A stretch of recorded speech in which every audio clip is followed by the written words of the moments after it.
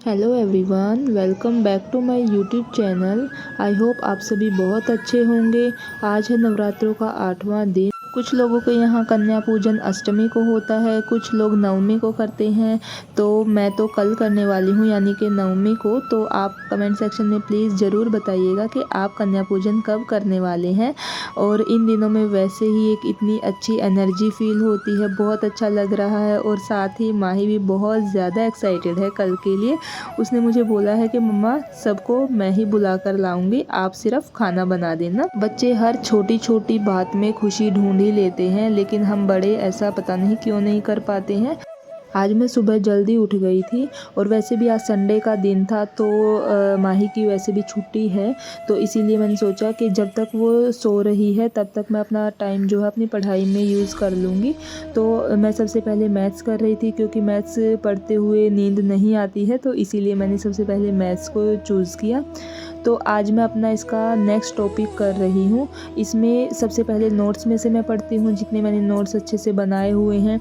उसके बाद जो है मैं नोट्स में से ही अपनी प्रैक्टिस करती हूँ, क्योंकि इसमें मैंने काफ़ी सारे प्रैक्टिस सेट सोल्व भी किए हुए हैं। उसके बाद मैं नेक्स्ट डे अपने क्वेश्चन सोल्व करती हूँ बुक में से। ठीक है, तो इसी तरीके से अभी तो मैं इसी तरीके से अपनी पढ़ाई कर रही हूँ। और जब तक कोई वैकेंसी आ नहीं जाती है, मैं इसी तरीके से अपनी पढ़ाई को कंटिन्यू करने वाली हूँ। हो सकता है मैं अपने सब्जेक्ट को इंक्रीज़ कर दूँ, लेकिन पढ़ाई को बीच में स्किप नहीं करूँगी, इसी तरीके से कंटिन्यू रखूँगी। मुझे ऐसा लगता है कि हम हर एक सिचुएशन में अपनी पढ़ाई को कंटिन्यू कर सकते हैं। चाहे हम बीमार हैं तब भी हम अपनी पढ़ाई को कंटिन्यू कर सकते हैं। लेकिन जब हमें मेंटली कोई टेंशन है, यानी जैसे हम मन ही मन कुछ बात सोचे जा रहे हैं और उसे किसी और से शेयर नहीं कर पा रहे हैं, उस टाइम मुझे ऐसा लगता है कि हम अपनी पढ़ाई को अपना 100% नहीं दे पाते हैं। और हाउसवाइफ के साथ ज़्यादातर ऐसा होता ही है। रीज़न कुछ भी हो सकता है, हर एक इंसान के अकॉर्डिंग उनका रीज़न अलग अलग हो सकता है। लेकिन मेरे साथ तो ऐसा ही होता है कि जब अगर मैं माइंड में कुछ बात ऐसे लेकर बैठ गई हूँ जिसकी मुझे बहुत ज़्यादा टेंशन है, उस टाइम पे मैं अपना 100% अपनी पढ़ाई को नहीं दे पाती हूँ। और मुझे ये लगता है कि ये मेरी बहुत बड़ी कमी है, इसे मुझे दूर करना ही चाहिए। पर मुझे ये नहीं समझ आ रहा कि मैं इसे दूर कैसे करूं।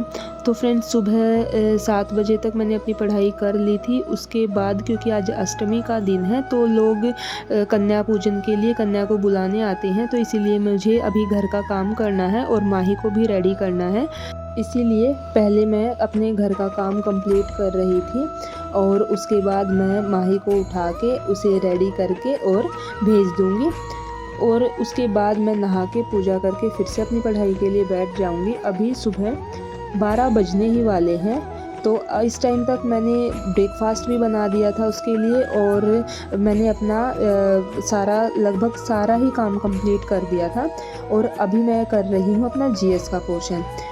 इसमें मैं ऐसे टाइम डिसाइड नहीं किया हुआ है कि मैंने जीएस को इतनी देर ही पढ़ना है। जितनी देर मुझे अच्छा लगता है उतनी देर मैं इसे पढ़ती हूँ, और जब मुझे ये लगता है कि अब थोड़ा ज़्यादा हो गया है, उस टाइम में इसे छोड़ देती हूँ, मतलब कि वहीं तक करती हूँ। तो और दूसरी बात ये है कि मैं इसे बहुत तेज़ बोल बोल के पढ़ती हूँ, ताकि मेरा ध्यान उसी में रहे और वो चीज़ें जो है मैं अपने माइंड में सेट कर पाऊँ। बहुत सारे लोग अलग अलग मेथड्स बताते हैं, जीएस को इस तरीके से पढ़िए, इस तरीके से आपको याद होगा। लेकिन मुझे नहीं लगता कि आप उन मेथड्स को अच्छे से प्रैक्टिकली अपना पाएंगे, क्योंकि ये एक ऐसा पोर्शन है, एक तो इसमें समझने वाला इतना ज़्यादा कुछ होता नहीं है। स्पेशली हिस्ट्री में तो बिल्कुल ही नहीं। हिस्ट्री में जो भी पहले का हुआ है वही एज इट इज़ हमें याद करना होता है। एक तरीके से आप ये बोल सकते हैं रटना ही होता है। तो अगर आप रट सकते हैं तो उतना ही ज़्यादा आप उसे याद कर पाएंगे, माइंड में रख पाएंगे। इस पोर्शन को अच्छे से कवर करने के लिए सिर्फ आई थिंक 2 ही मेथड हो सकते हैं। एक तो ये कि हमें ज़्यादा सोर्सेज को फॉलो नहीं करना है, मतलब कि हमें एक अच्छी बुक को फॉलो करना है जिसमें से हम अपना जीएस का पोर्शन कंप्लीट कर पाएँ। और सेकंड ये कि उसे ही हमने मल्टीपल टाइम्स रिवाइज करना है। अब देखिए, इस टाइम तक मैंने अपना जीएस का पोर्शन कंप्लीट कर लिया था, उसके बाद मैं कर रही हूँ इंग्लिश। तो फ्रेंड्स, जब हम मल्टीपल टाइम्स उन्हीं चीज़ों को पढ़ेंगे, उन्हीं चीज़ों को बार बार रिवाइज करेंगे, तो उससे क्या होगा कि जब भी एग्ज़ाम में वहाँ से कोई क्वेश्चन आएगा तो हमारे माइंड को पता चलेगा कि हाँ, ये चीज़ें हमने पहले कहीं पढ़ी हुई हैं तो हमें वहाँ से आंसर उसका मिल जाएगा। और आप ये बात तो मानते ही होंगे कि एक ही बुक से आपको जीएस के सारे क्वेश्चंस कभी भी नहीं मिलेंगे। और अगर आप ज़्यादा बुक्स पढ़ेंगे तो उसमें क्या होगा कि आप जितना भी पोर्शन पढ़ेंगे उसको बहुत अच्छे से नहीं कर पाएंगे। इससे अच्छा यही होता है कि हम एक अच्छी बुक को फॉलो करें और उसे ही मल्टीपल टाइम्स रीड करते रहें, उसे ही रिवाइज़ करते रहें। तो जीएस के लिए तो सबसे बेस्ट तरीका शायद यही होता है। अगर आपके लिए कोई अच्छा तरीका है, आपको पता है, तो प्लीज़ मुझे भी बताइएगा। और ये शाम के टाइम पे इंग्लिश करने के बाद मैं थोड़ी सी चाय बना के लाई थी अपने लिए, क्योंकि मेरे फास्ट चल रहे हैं।